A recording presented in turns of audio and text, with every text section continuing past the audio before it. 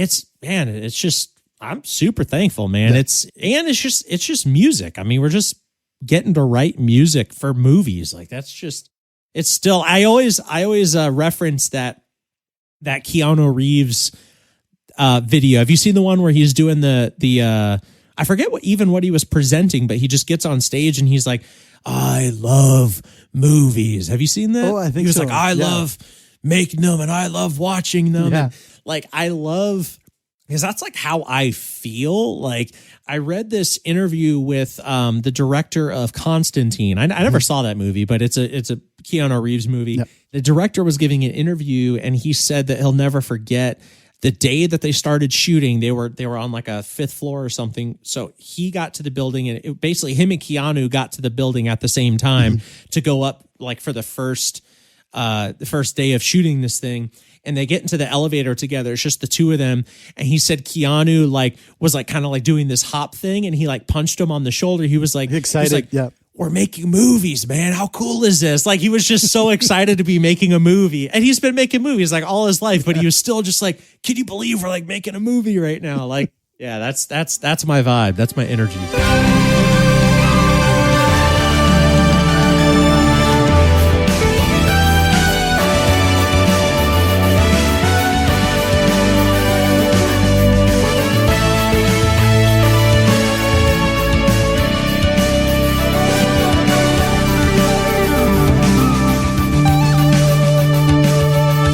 Hola, hello, welcome, bienvenidos, ¿cómo estamos? My name is Marcelo Treviño and this is El Composer Podcast, a show about creating tracks that tell inspiring stories. Today's guest, American composer, multi-instrumentalist, most known as a keyboardist in the multi-Grammy Award nominated band Underoath. He joined the band in the year 2000 and after almost 2 decades and over 1 million albums sold, Chris is now bringing his incredible talent and style to the film scoring and media world in a way and sound that's uniquely his. His latest movie, scored Bad Candy from director Scott B. Hansen, is sweeping with prizes and accolades through some of the most important international film festivals. And quick update, since we recorded this episode, another film that Chris scored called God's Waiting Room just had its world premiere at Tribeca a few days ago on June 13th. So congrats, Chris. I can't wait to hear the score for that one. Okay. He's here. It's a pleasure to be able to chat with him today. How are you, Mr. Chris Dudley? Those are some big words, but I appreciate it, and I'm doing great. Very official. How was my intro? Was it good? It was great. I love the idea that multi-Grammy nominated equals multi-Grammy losing. Oh, it's nominated. That's our joke. Is we're like, oh man, we can't wait. Hopefully with this record we can lose another Grammy, but no, it's all good. Well, nominations are amazing. I'm so happy to be chatting with you, sir. This is officially. Dude, it's great to do this. Yeah, I know. This is my first official podcast in English. So I'm gonna be. Oh, really? Yeah. I've done hopefully it's a good one. We've done 5. Well, the podcasts are coming out when everybody listens to this. We'll be out with the store already and all that. I'll chat with you about all the Luchador audio stuff. Nice. When is this supposed to air? Everybody who hears this is we're a month in the past for everyone. No, it's all good. I was more just wanting to make sure what I will be able to say and not based on. Of course. You know how all that stuff goes. So a month from now. Okay, got it. Big NDAs and other stuff. Yeah, no, definitely. Yeah. We'll that's my goal, to be a month and a half from now. I'll still let you know. And if there's anything we have to cut out, we'll just cut it out. It's fine. We're having coffee. We're fine. Yeah, no, I love it. Yeah, I got coffee, but I didn't. I forgot to make fresh coffee. But there was a half a pot sitting on my counter from Tuesday that my wife didn't drink, so I poured it over ice, and now it's iced coffee. I'm all caffeinated, so it's good. That's the old. I'll just add some ice to this coffee, and we'll be good for the next 3 hours. Yeah, I love good coffee, but I'm also not a snob about it, and sometimes I'll just drink garbage because it happens to be around because I just need the caffeine.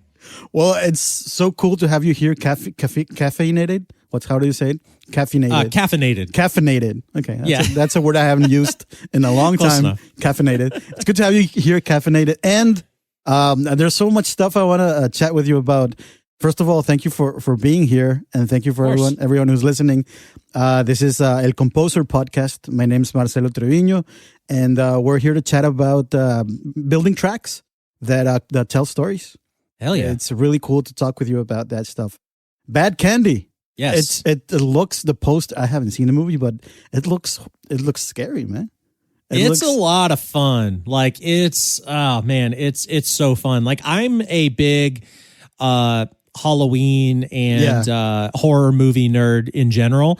So when the director approached me about doing it, everything that he was saying was just ticking all the right boxes in my head. He told me that he wanted the film as a whole to feel like what Halloween felt like when you were 10 years old. Oh yeah. Like just just kind of a magic, like scary, but like whimsical sort of thing. Yeah. Fun. It's super fun. Like, I mean, the movie gets really, really dark at points, but overall it's just a ton of fun. I got to go to a cast and crew screening in Atlanta a couple weeks ago, and we got to see the final edit, and it's one of those that I'm just excited for people to see. And it's coming out this year, like right before Halloween. I think in September it's coming out. So it'll have a limited theatrical run, and I'm sure it'll be streaming a million places. You know how that goes these days. So. Of course. Well, it's really exciting. How was your approach? It looks like so fitting for you in a way. It looks like you're maybe talking to the director. You were like, oh, I'm so right for this. I can't wait to get my hands in it. When I don't know, when you were like reading about it or talking with the director. Man, it was honestly a big swing for me because a shift in how I work, because the film that I did right before this.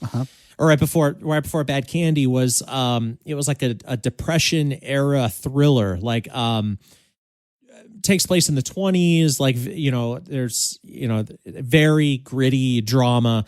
So it was all very dry, interesting stringed instruments, headed instruments, wood instruments. Yep. And then I jumped right into Bad Candy right after that, which was like, I was talking to the director. He wanted like lots of fun synth stuff and just really uneasy string things, and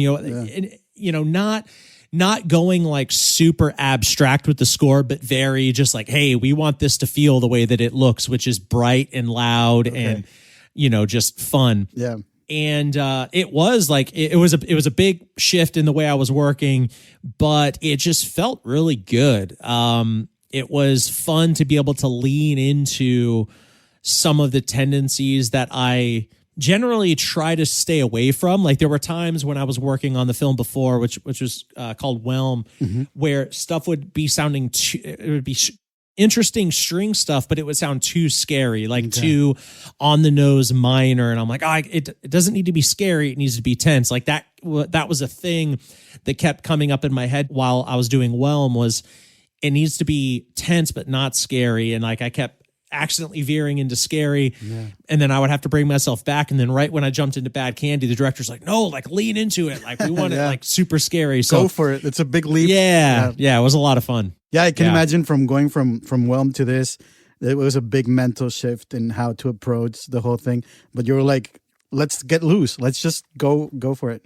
Yeah. And it felt really, really good. And then exactly the same thing happened with the film that, came right after it. It's this film called God's Waiting Room, and it's just a super interesting drama. It takes place in Florida. Like it's this this young girl and trying to get out of her what she views as like a slow life, and then there's this convict who's released from prison, and their stories are converging, and it was nothing like either of the films I had done before. So like I think because the stuff, nothing that I've really done, no features that I've done have come out yet. The directors that I'm working with are just saying like, hey, do you want to do something that sounds like this? And I'm like, hell yeah, I'll do that. But it's going to be weird when these films come out, because people are going to be, oh, wait, the same guy scored like these like 4 movies. Like what is his like, what's style? his angle? But I think that's good. It's a great thing also. It's a good jumping point, because you're like, somebody can see it and be like, whoa, he can just jump from one thing to another. and it's fine. I hope so. Yeah, because I want to do a lot. So of course. How was this is a great transition from you've been doing since the year 2000, since Cries of the Past, I believe. You've been doing arranging for songwriting and producing, and doing that whole mindset around what the song has to go towards, or what it's expressing, and what's the transition from that skill of composing or writing or doing instrumentation inside the song itself to the actual cue. How have you found that transition to be, or the differences or parallels, or lots of differences. Yeah. One of the big ones being that in the work that I'm doing in film, like the buck stops with me. It's like everything is mine. Whereas working in Underoath, I'm one of 6 people. So I'll come up with, a handful of ideas, or I'll have an idea of where I think the song should go, but then it's worked out as a group. Like I just chime in and say, hey, what if we did this? And it's either like, yeah, that's great, or no, I have a better idea. We'll do this thing. So when I started working in film, it was a little daunting because I'm sitting in my studio just being like, waiting for another voice to come in of like, wait, is this a good idea? Because I think that when you're in a band, you lean on, the people that you're in a band with, and you trust their judgment and their taste. But it was a big switch for me to go from that to just me in my studio with my instruments being like, okay, I'm just going to do this now. How to approach this. Yeah. And also, obviously, another big change is just needing to write, not even necessarily 2-picture, but 4-picture, because, the director is saying, here's what this needs to feel like, rather than me just sitting down and saying like, all right, what do I feel? Like, what's flowing out of me, man? Like I have to sit down and make something that feels like this. And as you know, that's a whole other skill set that thankfully has just kind of comes to me. And I'm thankful that was not something that boggled my mind. I was like, okay, I get what I need to do here. So it's been refining that skill over the past few years. And, it's a constant learning process, as you know, like you never have it figured out. And I think we kind of always feel like we don't have it figured out and we're just trying to get by. So when they give you that first, that's not going to be, of course, the final cut. They send you that and you're like, I don't know how I'm going to be able to just do this. It's yes. At the beginning, it's like, I have no idea how I'm going to solve this. Yeah. But it's in you, and we've seen enough of movies and everything that it's just inside us, and it's just a matter of like going at it and finding. At least for me, finding where stuff starts to fit, and then start building from there. Yeah, that happened actually when I was in pre-production for Bad Candy. I read the script. And I wrote a bunch. Like I probably wrote 15, 18 cues just to the script. Oh, nice. Okay. And then I saw a rough cut of the film and I was like, oh, none of that stuff's going to work. Like I had this idea of what I thought it needed to feel like. Yeah. And then once I actually saw a cut, I was like, this is what it needs to be. And it was automatic, but nothing probably made me feel better than when I saw that Hans Zimmer masterclass, and he said, I haven't seen it. Of course, I get bombarded and advertised with it because of course, I mean, yeah. Tell me about it. It's so interesting that you've. I mean, it's. To be honest, for me, it didn't give me as much as I was hoping, because there's a lot less of practical, hands-on, like here is how I do this. It was a lot more heady, a lot more here's how you should approach the scene, here's how you should communicate with the director, that sort of stuff. I wanted more like hands-on, like hey, like what plugin do you use for this? Like let me see you create something. But he did say show me your macros on exactly. That's the stuff I wanted, but that's all right. But he did say something to the effect of every movie that I start, I'm convinced I have no idea what to do. Like he said the same thing you just said. He was like, I will watch a cut and then it's just, I'm convinced I have no clue how to score this, but we just figure it out. And granted, he's got a leg up, I think, on all of us in a lot of ways, but it's nice to hear. It's his nice way of saying, It takes a few minutes to get going. It's like his very polite way of saying, it takes a couple of hours for me to start, really going into it, because he's been at it for a while. He's, and the rest of us, it would take like Zimmer, days. Yeah. And he's just like, he just has to have a cup of coffee, and then he's got half the score. Yeah, probably. Well, we can ask people that know him, and then for sure know if that comment's very for us, I guess. Yeah. For all other mortals. I played with a band for a while. I mean, I see a lot of similarities between you and me. That's why I feel like it's really cool to talk to you about this stuff. Because I did film scoring in school, but then I toured with a band for 7 years and produced and worked on his albums. It was a hard rock band. And my role was precisely to just kind of keep my piece of it working. I don't know how to describe it. And then you go on stage and you have your job and you have to do what you have to do. And then during the album, you have but when you take on a project, like a whole thing, it's from scratch. You have to do all your notes, all your spotting, all your orchestration, all your everything. Yep. Even mixing. Are you mixing your stuff, right? I mean, for previews and demos and everything, there's a lot of mixing. Yeah, no, I mean, obviously, all demos and early stuff, I'm mixing all of that. Bad Candy, I mixed the music to that. Whelm, actually, we got some people at Skywalker Sound involved, and they ended up mixing Whelm, which was huge for me, because that was my first feature that I had done by myself. Yeah. And I was, talking to them, and they're telling me like what they need and all the deliverables and everything. And then I heard it back, and I was just like, oh man, I could not get this to sound this good at all. So is that me? Did I do that? Yeah, exactly. Yeah. Wow. So that was really cool to be able to work with them. But yeah, mixing is a skill that I am steadily trying to get better at. Like I have this weird thing where, I mean, I'm sure like you're trying to like balance your time between actually working and then like learning. Like I could sit down and spend a week just like honing in on different mixing techniques and stuff, but it's like I'm working on a film right now, and then I've got something else lined up right after this, and it's a whole process. So I was actually talking with another composer friend of mine a few nights ago about that. He was just saying how he wants to take piano lessons and he wants to just get better, but he's like, but I'm working. Like it's a balance. Yeah, I have a couple courses that I've spent money on that I haven't had a chance to open. Yeah. And you're like, oh, I really need to get on that mixing whatever course. And it's just... What in particular? Which ones are you looking at? I switched to Cubase I was a digital performer guy for forever. Since my Berkeley days. And before that, I used the digital performer. And then in the last 3 months, I'm like, you know what? I think I need to jump up from... Well, I say jump up because to me, it's like a combo between Logic and DP. Cubase, I mean. Yeah. And I started studying. I took actually a couple courses and on Groove 3 and all those great sites where they have a bunch of courses. Mm-hmm. I'll tell them we mentioned them if they want to sponsor us. There you us. go. Yeah. There you go. There we go. Podcasting 101 for you.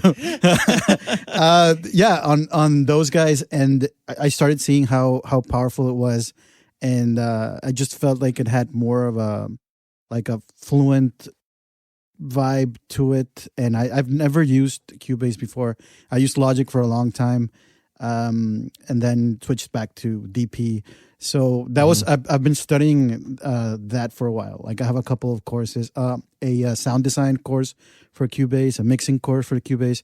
I already did my basic one, so I'm running on Cubase now.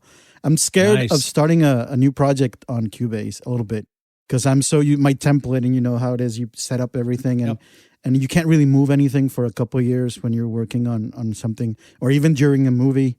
You set up something and then you're in there. You don't want to like update your OS or anything. So I'm hopefully crossing fingers that I start working on another show soon, or new episodes of one show that I've been working on, and I'm gonna have to decide if I'm gonna like just jump in to Cubase just in general. Yeah, I switched over. I think it was like late 2018. I switched to Logic from Pro Tools. I worked in Pro Tools forever. Like that was my first DAW. Yeah. But then once I started doing stuff for film, I was just having all kinds of problem working with video in my session. Like I was having to transfer video into this Avid codec, which isn't a big deal, but at the time, to transfer into the codec took as long as the piece was. So if I got a 45-minute section of a film sent to me, I would have to sit there and wait 45 minutes before I could start working. And I was kind of looking ahead years, and I was like, how much of my life am I going to waste just waiting for stuff to transfer if I stick with Pro Tools? So I decided to go to Logic, because for me, it just makes so much more sense, especially if you're doing a lot of orchestrating and creating within the DAW. So I love it. It's great. It's super powerful. Yeah, it is. But I think we're also at a point now where, like, you can. Every DAW is good. Yeah. Like, there is not a DAW now that it's like, oh, you're working on that. It's like it's like Ableton, Pro Tools, Logic, Cubase. Like, they're all great. They're all pro level. It's just a matter of the one that you get really good at. Yeah. So, and you feel comfortable and you identify with it. If you want to get more philosophical about it, it's whatever you feel most identified with. Yep. I've always heard from composers this whole it's just very much how I think in terms of the DAW, and that's how kind of they relate, and like it works the way my brain works. And that's how you connect with, if I drag this, I don't know, there's this intricacy of like connecting with the DAW. And when I jump back into Logic for whatever reason, or Pro Tools, I'm always like, oh, okay, yeah, but I don't know, it just feels more intuitive in 100%. Yeah, I completely feel that way with Logic as opposed to Pro Tools. Like, Pro Tools is great for some stuff, but for actually creating, Logic just makes sense in my brain. But then I look at something like Ableton that is so damn powerful, but when I try to use it, I'm just like, I don't get this at all. Like, it just, none of it works with me. So yeah, maybe it is a little heady, but I don't want to say like, oh, Logic speaks to me, but like when I'm working in Logic, I'm like, oh, this just works for me, So yeah. Yeah, there's just you could say they have their personalities, I guess. Yes. That would be a weird way to say it. Let me just ask you, I'm astounded by the sounds that come from your world. Just with demos that we've done and stuff that I've listened to for Underoath, and on your site I listened to some of the tracks from some scores. What is your approach to textures and sound design when you hear a cue and you know where you have to go? What do you pull up first? What do you look for? Are you more of a melody first kind of guy, or harmony kind, or more of inspired by the sound? Do you know what I mean? Like, because I do both. I'm like, sometimes I jump in with a percussion and that gets me going because of the type of whatever. I don't know. What have you found that that works for you? So I would say historically, I'm a lot more sound oriented. Like, I'll hear a sound, and that will kind of dictate where a piece will go. Okay. I'll hear just something, whether it's like a synth or a drum or some random patch, and I'll say clicks. Like, I'm like, oh, what would be cool with this is, I'll change the sound to make it sound like this, and then go from there. More recently, I've been messing around more with just starting on piano, and getting something that stands on its own really well, just playing it on a piano. And then I find if I take that performance and then I basically what I like to do is I'll record a performance in MIDI, and then I'll bring it in and I'll split the MIDI up into different sections and assign some sections of the MIDI to different sounds. Yeah. So, I'll experiment with, what if the low octaves on the piano, I actually bring those up a couple octaves, and those are string things or whatever. And then maybe the melody is like maybe a music box or something like that. I just love experimenting and getting stuff that sounds really, really cool. I love trying to see how gross I can get something to sound. Like, if I hear a sound, I'm like, my tendency is always, that sounds great, but what if we like gnarred it up a little bit, like got it a little more gritty, just gross, made it a little more gross. So I would say that's my tendency, but I also just am a sucker for a beautiful wide drone with something behind it. I love that. Yeah. So, I mean, it's kind of cliche, but I'll say it, it's different for whatever I need to create. If it's something that needs to be high energy, I'll tend to start with with a percussion thing. If it's something that needs to be, very melancholy, a lot of times I'll start with a piano thing or maybe like a warm synth or something. Everybody's kind of got their own their vibe way of getting to it. Yeah. But what I've also found is a lot of times what I start out trying to do isn't what ends up happening at the end. It'll take a left turn, and sometimes when I get done, it actually doesn't work for what I was trying to do. Mm-hmm. But I'm like, oh, this thing is great for this other idea that I had, or this other scene that I have to work with. So when I worked with Brian Carson, a composer here in Vancouver, on animation, he had done it for so many years, and I was just learning that very specific type of composing for those type of shows. He had this thing of he writes this big piece in the beginning of the show, but not as excited as he knew it could be. I don't know if I can it doesn't pump up or have them as much energy as it could. He kept it. Mm-hmm. And then after a while, I just figured, well, he's spending a lot of time on that part, on those. And it turned out that he was always thinking ahead and be like, oh, I'm going to bring that back near the end, that kind of theme, that the thing. So he was building things based on where he wanted to go and at the end of the episode. And then he'd grab from there, move stuff around. And then sometimes even that beginning of the piece, he just strip it down to like 2 or 3 things from what it started. And all those other things went to the back. I don't know if I'm explaining myself. No, it makes complete sense. He was like piecing together the energy throughout the show, like the scale of it as it went by. And it was just amazing to me how he moved stuff around. Like he was. That's also a great use of resources. Yeah, great use of resources and time too. Because depending on how much time you have to complete the episode, it might be a thing where you're like, "Hey, I only have time to write one big piece, so I need to make this stretch over 30 minutes or something." Yeah, he was arranging 2 or 3 cues at the same time when writing one, because he knew there were other moments where he was gonna go back to that moment or theme or whatever was happening in the story. That was a big learning moment for me. I'm like, oh, okay. Is that something that you have kind of co-opted, and do you do that now? Yeah, definitely. Yeah. It's when you go into the episode or the movie, you're like, okay, well, this happens, so that this person's going through this and he's going to solve this and he's going to touch on these issues way back. So I might want to go back into this. But sometimes you build something, and then by the end, or your director's like, oh, there's too much. It just sounds too big at the beginning.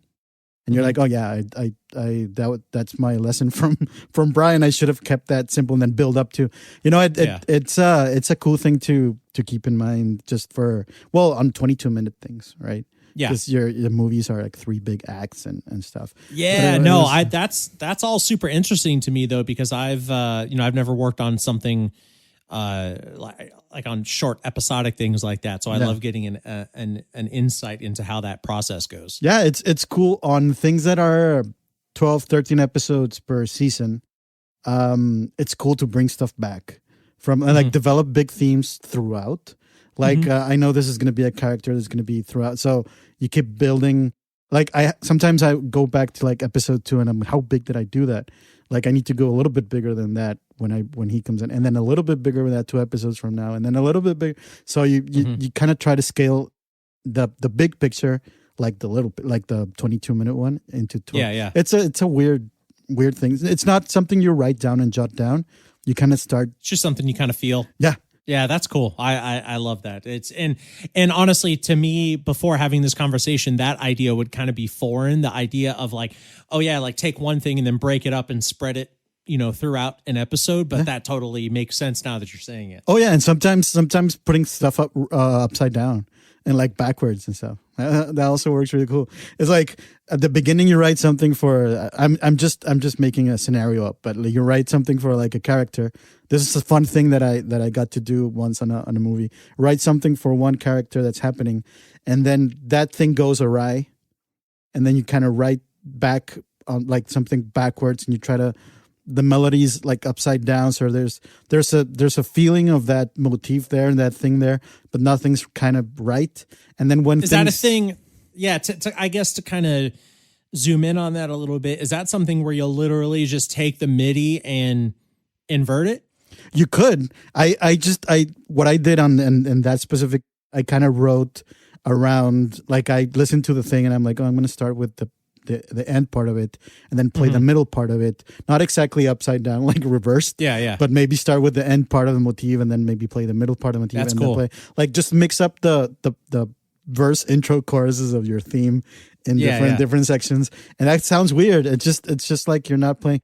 But it's it depends so much on the situation. But it's cool things that once you have your little melody, there's so many things that everybody can just do, like put forth and back and move around. Yeah, stuff. yeah. But cool. it's always, there's always something new to try with. How did you do with your themes and stuff? How did you feel about writing thematic stuff for the last couple movies?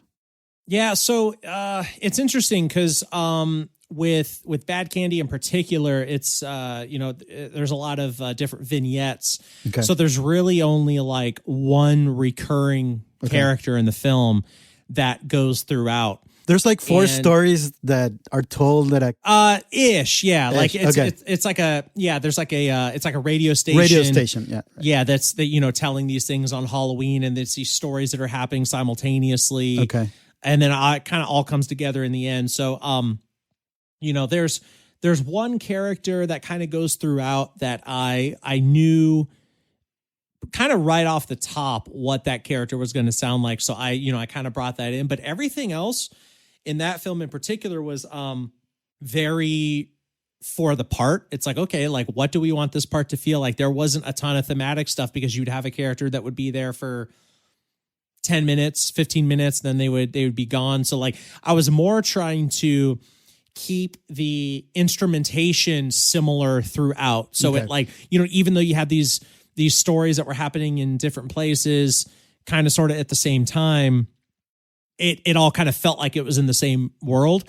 So that was really cool. Honestly, I liked it. I liked specifically with the one character being able to come back and figure out different ways to approach that feeling of that character, because it's it was an instrument that I had built and sampled, and then just being able to mangle that was it was cool. What were you playing on Instagram the other day? This electric. Speaking of connecting, creating sounds. What is it? What is that called? I've never seen it before. So it's this. I don't know if this is going to be a video thing, or it's probably not. No. But, we'll put a picture. Yeah. So you can insert a picture. Artiphon makes it. It's called an Instrument One. Okay. And it's an MPE controller, but it's set up to where you can play it like a guitar. Like nice. So I got it initially because I had some really interesting guitar samples that I wanted to experiment with, but I wanted to see what it would be like to actually like play them like a guitar and see how that would feel. Yep. And it's really cool. But I've since dove a little more into playing different stringed instruments on it and just, hearing how, a cello feels on it, or, how a mandolin or whatever. But then also you can use it just for, drums or synth or whatever. And wow. I kind of use it because it's set up like a guitar fretboard. I kind of use it as like a habit breaker, because if I sit down at a keyboard, mm-hmm. I have my tendencies of where I'm going to put my fingers, muscle what keys memory. I'm going to go in. Exactly. So when I break this thing out, it's almost like a clean slate, and I just start kind of putting my fingers around, and then my ear tells me where to go rather than my fingers just doing what they normally do, if that makes sense. Of course, yeah. I've had that happen. You always start looking for forever. I've wanted to get just a drum pad, because I'd feel like, I have so much percussion that I do, and it would just be fun to just bang on something. And I'm guessing that would be amazing to just, but I haven't gotten around to it. But actually, I have this thing. You want to put a picture up of this or not? But of course, this thing is a huge lifesaver for me. It's called a Morph by Sencel. Have you seen this thing? No, the first time I've seen Okay. it. We'll put links up to all of this stuff. Yeah. This thing is amazing because it has these, if you can see, it's a hot swappable magnetic rubber interfaces. Wow. And that looks futuristic. That looks like a weird futuristic iPad. Dude, it's amazing. But the thing is it's hot swappable. So like this, I have a Buchla Thunder overlay to where it's laid out like a Buchla. But then I also have a drum pad overlay. I have a piano overlay. So there could be a thing where I am playing this, Buchla thing as a Buchla or a different synth or whatever. And then I'm like, oh, it'd be cool to, put this percussion part with it. So I'll select my percussion track. I will take this off. I put the percussion one on. And then as soon as you put it on, it recognizes that, oh, this is now a drum machine, and it remaps everything to these pads that are set up as a drum machine. Wow. And then if I take that off and I put the piano one on, it recognizes and says, oh, this is a keyboard now, and I can play it like a piano. It's so wild, and I love it so much. And it, kind of just going back to habit breaking pieces of tech, like that's a big one for me. I always have it just sitting right next to me because sometimes if I'm stuck, I'll just move over to this. I'm like, okay, like what does this kind of feel like? And that's a big thing for me. Is it Bluetooth? Yeah, it's Bluetooth. Wow. So it's wireless, or you can use it wired if you want. But I prefer to keep it wireless personally. It's strange. I've never seen it before. Oh, you should. When you look it up, you're going to be like, oh, damn, I got to get one of those things. It's right really now cool. I was thinking, oh, I don't want to spend any more money on this. Yeah, that right? looks amazing. Yeah. Yeah, I think I'm about to order the Polybrute, the Arturia Polybrute. Oh, yeah. Okay. Speaking of not wanting to spend money, I'm just waiting to pull the trigger on it. But gosh, that thing looks so sick. I know, it looks like. Tell me about, you did a really cool video. We'll put a link to that in the podcast page for the labs, all the free instruments for Spitfire. Well, was it only labs or? No, it was mostly not labs. It was okay. So basically I'd been talking with Spitfire, and we had been chatting about potentially doing some sort of video. I loved the video. It was a while back. Oh, thank you. Thank you. I'll put the link. Yeah.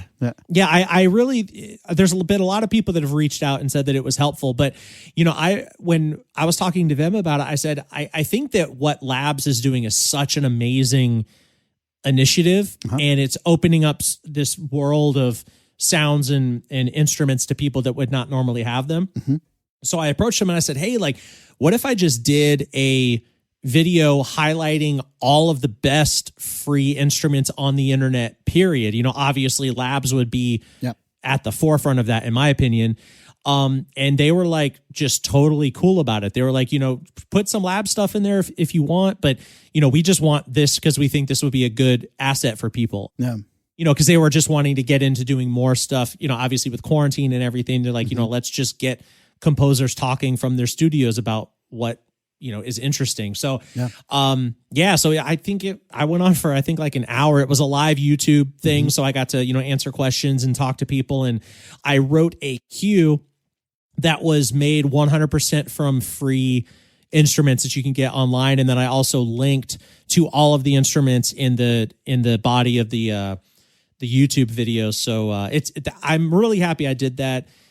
Because it was fun, but also because there's been so many people that have reached out and said that they didn't know about half of the stuff that was on there. So that's amazing. Those kinds of resources can change your month. I mean, you're just working on something, and then you find something like that, and you're off to the races with something 100%. Yeah. Yep. And we're gonna put the link on download so everybody can check that out. How was this is a weird side question, but how was the streaming part of it for you? The whole video audio connecting, because that's something that's been growing considerably with the quarantine in terms of getting your stuff out there, collaborating, talking to people. How was that experience for you? Have you done much of that? I had not done any of that. Okay. And wow, so that's a big first project for because they were like, oh, you can take over the Spitfire YouTube page and just stream live from your house. And I was like, okay, let me figure out how to do this. And I I figured it out. And actually, after I got done, I created a document for Spitfire to be able to send out to other composers to be like, hey, this is how I did it. Because I used my phone as my camera. Oh, okay. My iPhone was the camera, and then I just ran that through OBS. Okay. And they were like, oh, that turned out great. Like, how did you do that? So I just detailed this whole document and sent it to them. I'm like, if you have anybody else who wants to do this, here's how I did it. So it was a little bit of a learning curve. Mm-hmm. I think it was probably like a day or two of me just troubleshooting, trying to figure out why sample rates weren't working and why the video didn't look the way I wanted, why YouTube was lagging, like whatever. Yeah. Did you run from one room to another to listen to what the audio was sounding like? Yeah, I was just kept doing all these like test videos to make sure everything was working. And it was actually cool because I got to work with a couple composers after that, just getting them ready for their things they were doing for Spitfire. So I would just be in touch with them and like, hey, like this isn't working. Like what would cause that? And I'm like, oh, I know that because I had that problem. Go to the setting and yeah, of course. Yeah. So there was a lot of that. There's this composer, Patrick Kerr, that I got to work with. He was out. That was a ton of fun. And then, a couple other people, but it was a fun experience overall. Yeah, it turned out to be like a great project, great learning experience for you and for others. Yeah, it was a lot of fun. Also. Yeah. And speaking of plugins and instruments, what do you think of loops and stuff? Because that's what we're trying to do. I told you a little bit about the store, the Luchador Audio store. We want to do a bunch of like loops and sample instruments, and we started producing one of our packs, which should be. This is sponsored by, I guess. I'm talking about. Sponsored by. It started to sound like I was like advertising. Well, yeah, stuff should be out by now anyway. But my what's your approach? Because now I know. I mean, when we started, you could drag something in, but that was most what you could do with it. But now you can turn a drum loop into a pad, and you can switch it up and like just program over an audio pad. I mean, the tools are just insane now. Yeah. So the way that I usually approach that stuff is, if I have a loop or, something that's sampled, like something I get from a sample pack. Yep. So much of what I get out of that is just like going through the sounds until like I was talking about earlier with just how a sound will just like spark something. Mm-hmm. I'll go through and I'll be like, oh, wait a second. What if I took that drum, but instead of it doing this, I'll pull it into contact and I'll make it do that. And it'll just like spark something. So I'm always getting new sounds from anywhere. Like if there's some random company I've never heard of that has like this pack of interesting samples, I'll just get it. And then and something always gets sparked. Oh, I'll be sending you everything. Everything that we do, I'll be sending you. Oh, I can't wait. Give me your feedback and stuff. Yeah, I think things spark other. I mean, you pull something in and then you just add like a filter or something, and then you're cutting stuff up, and then after a while, you're like, yeah, that doesn't work, or oh, that totally gets me to where I wanted to go. So, I mean, it's changed so much. Yeah, or you'll pull something in, you'll build something around it, and then you realize, oh, well, that initial thing that I pulled in, I don't even need that. Let me put this other thing there instead. Like, to me, it's all about just sparking that idea and figuring out, where to go from where you're at. Yeah. And I've got, some people that I will get samples from, like they'll just, do random samples of, modular setups or drums or whatever. And I'll just like stockpile all those. And then if I'm looking for some sort of inspiration, I'll just be like, all right, here, I'm going to pull this in and then I'll make my own instrument out of it. And I love doing that and then sending the instruments that I make to the people that I got the sounds from. And I'll be like, hey, here's this thing that I made out of it. And they're like, oh, nice. I didn't think of using it that way. So, yeah. Yeah, well, there's just so many. I mean, when you go into now that I'm studying Cubase, you go in there and just the sampler track. It's just, you have so much stuff in there. It's just like, you just grab something and you're playing it like full keyboard. And that's something that just is kind of unthinkable when we started trying to get sounds into our records.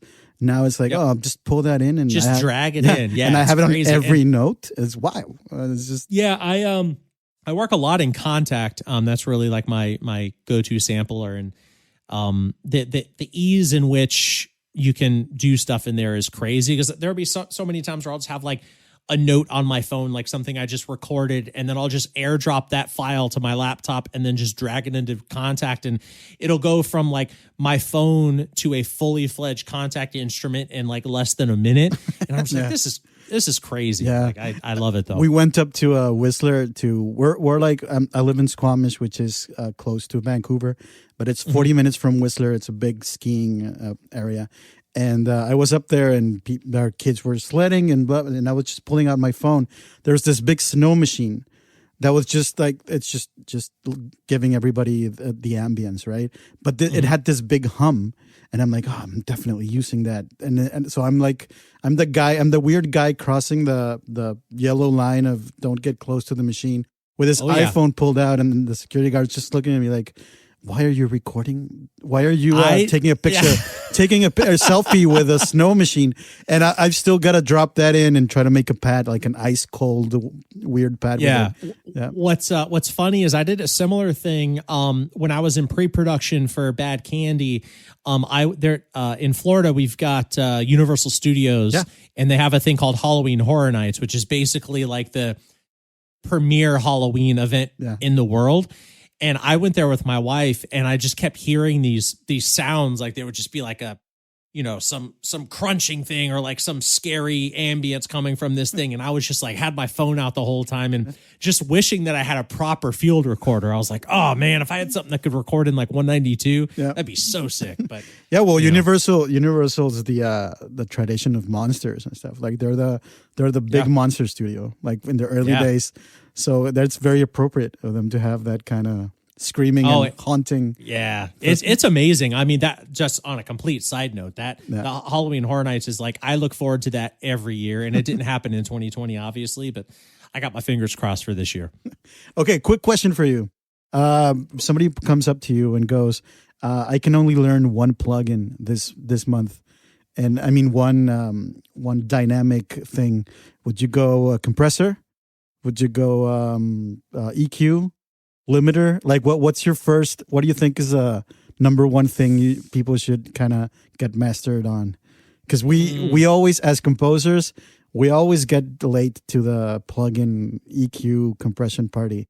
I think most of the composers I know are like, no, I started mixing and EQing and compressing stuff way after the whole writing music part of it. So when somebody comes up, be like, oh man, I should just get into, what's your first go-to? I really think that getting a good handle on EQ is probably, that's going to be the thing that's going to take you the furthest if you're zooming in on like one piece of dynamics. Because I think for me, just when I recognized what just cutting out anything like close to 20 hertz on every track, like what that would do for my quality of sound, I was just like, oh man. But then like, obviously, you get way deeper into it and you realize, especially if you have something like FabFilter, the Pro EQ, what you're able to do with it being a dynamic EQ, that you can just shape so much just in the EQ. If you have a sound that doesn't work for you, you can almost make anything work if you're able to get that part of it compressed frequency where exactly. And I'll just do it all the time where I'm like, man, like there's this frequency that just keeps popping out of this mix and I don't like it. And I'll just like, I'll find the little frequency thing and I'll make a little dynamic thing to where that just never pops up. And it feels like magic sometimes, but I love it. EQ. Yeah, definitely. That's helped so much in the past when you're adding layers and layers and layers. And at one point you're like, oh man, I wrote this really cool synth thing and it's not coming through. Well, of course, you've got 20,000 other things on that frequency and they're just not collaborating. So that's a great EQ question. Okay, so what's coming up? What's coming up for you? I mean, we'll definitely. I'm gonna start plugging your site, of course, Chris Dudley Music, Chris Underoath on Instagram. And of course, if you go to Underoath Observatory, you can find and purchase live stream performance recorded on July 31st, 2020 of They're Only Chasing Safety. How was that? That looks and sounds amazing, Chris. Thank you. Yeah. We did, we actually did 3 performances, 3 records all the way through. And it was very nerve wracking. Okay. But it was a great experience. Like we put a ton of time and honestly a ton of money into it because we wanted it to be at a certain caliber. Looks and sounds amazing. And awesome. Thank you.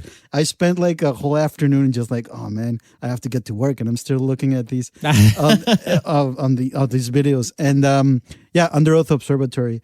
So it was a whole. How much time did you have to prepare for that? Oh, well, I mean, we did it. I think it was in July. Mm-hmm. We probably were working on it for probably like a month and a half. Because we had seen, some other bands do live streams, and we weren't really like feeling the idea because we were like, well, if that's what if that's what this is, then we don't really want to do that because we didn't feel like there was like there wasn't a vibe, and everything kind of felt stale that we had seen. And then we just, we sat down and we figured out a way that we could do it to where it didn't feel that way. And we, brought some great creative people in to collaborate with. But the energy is so amazing. Like it feels, awesome. Thank you. That was our whole thing. That was the main thing, is we wanted it to feel good. Because it's really easy if you're, playing on a stage to an invisible audience that's not there, and you're filming it from the front, like that can, it's easy to make that feel. Yeah, after so many years of stilted.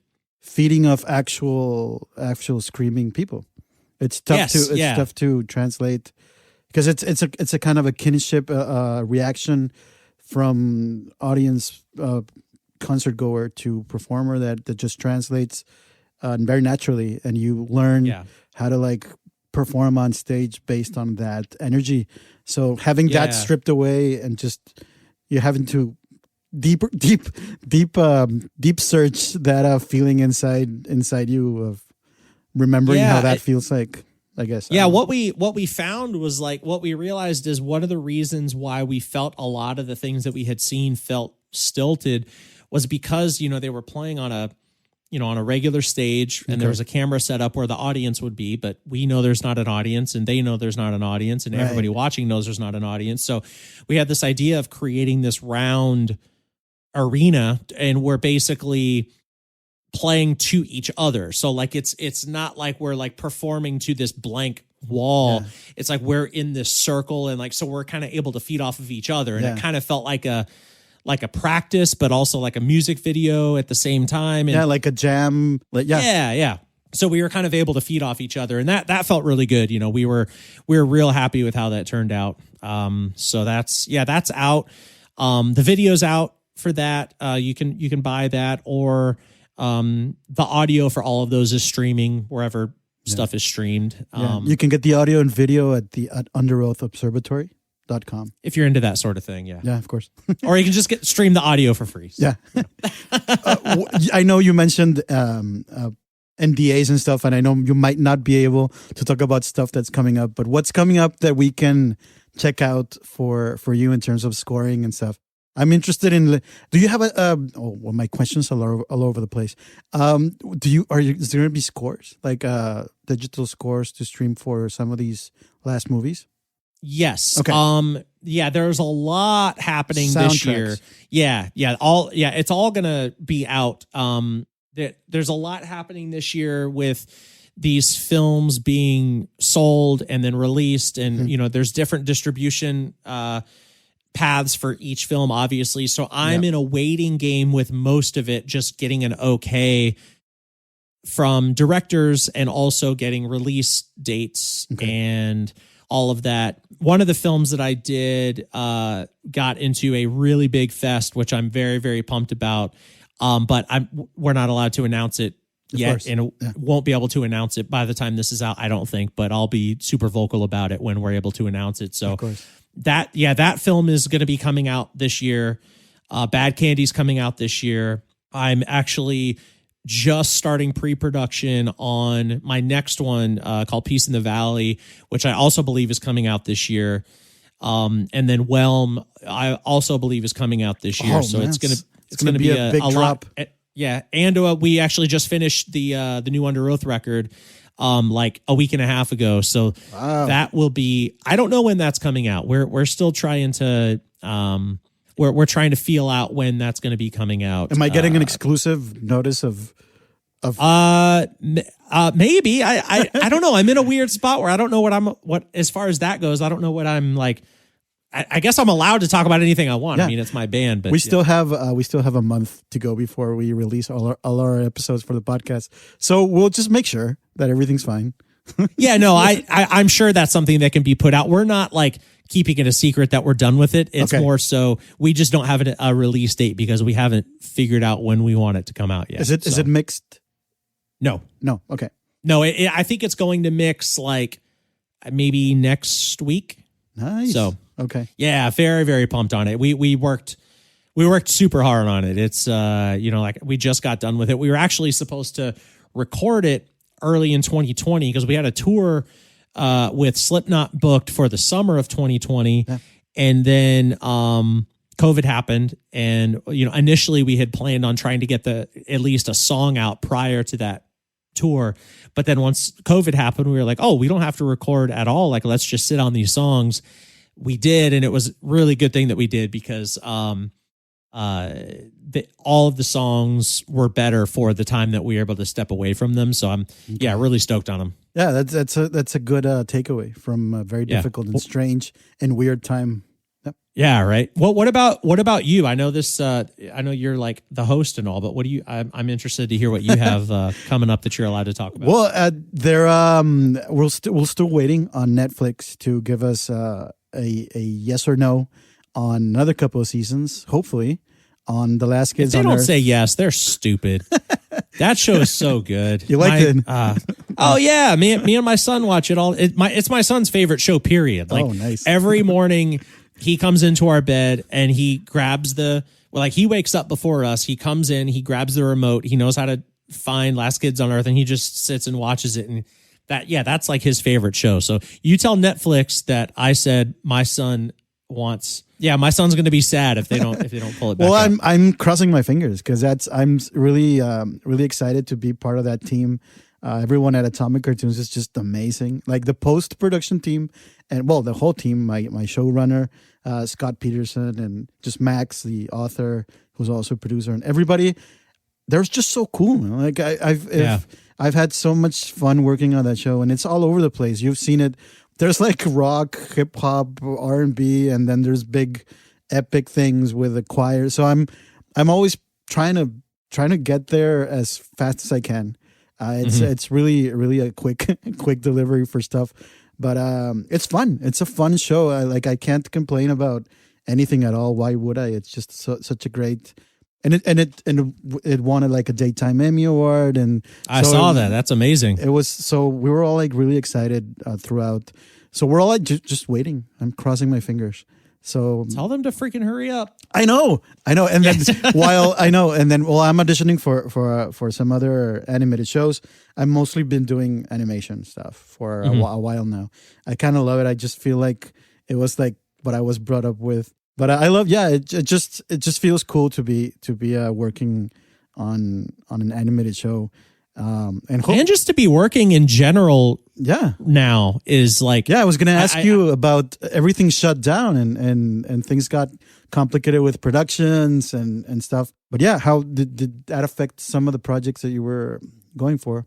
It affected a lot, honestly. Yeah. Obviously touring went away, and I'm normally a touring musician. So, I was already working on some stuff, pre-COVID, and it really just lined up for me.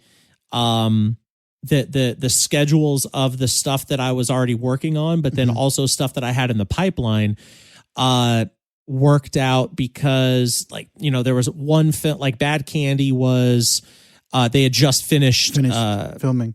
Finished filming, so they were going into post.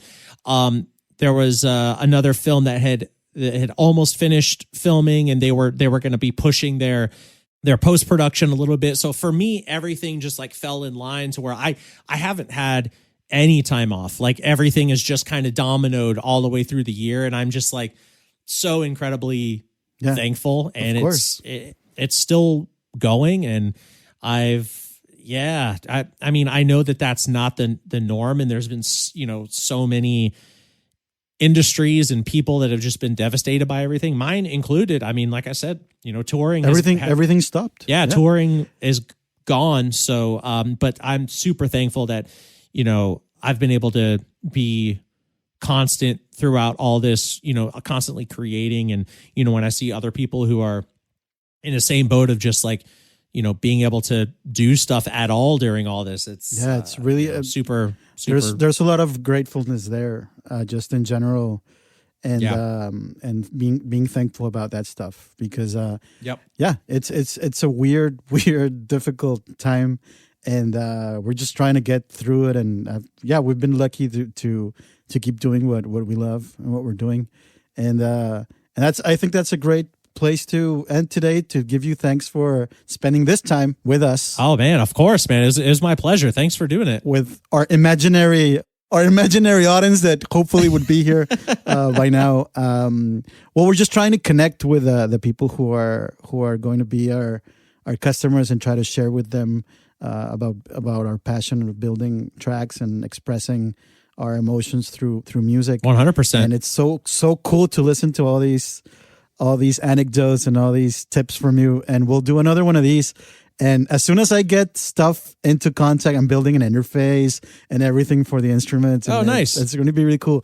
And I'll send you stuff over. I can't wait to see it. And plus, we've got a couple of things we can't talk about that we're auditioning for together, you and I. Yes. Which would be so sick. It would be amazing. But we'll probably say, we'll tell you later on if that happened or not. But that would be amazing. And I'll also say if it doesn't too, it'll be a fun story if it totally falls apart. Of course. And we'll have great, because it led to this, right? It led to us having a quick chat. And thank you so much, because this is amazing. Of course. It's really cool. I mean, there's so many years of experience with you creating music, and you sharing this with us is just great, man. Thanks so much. My pleasure. Thanks for having me. Everybody check out Chris Dudley's website at chrisdudleymusic.com. Chris Underoath at Instagram. Thank you, Chris, so much again. And everybody, bye-bye. Boom. Boom. That's an episode, dude. Hell yeah.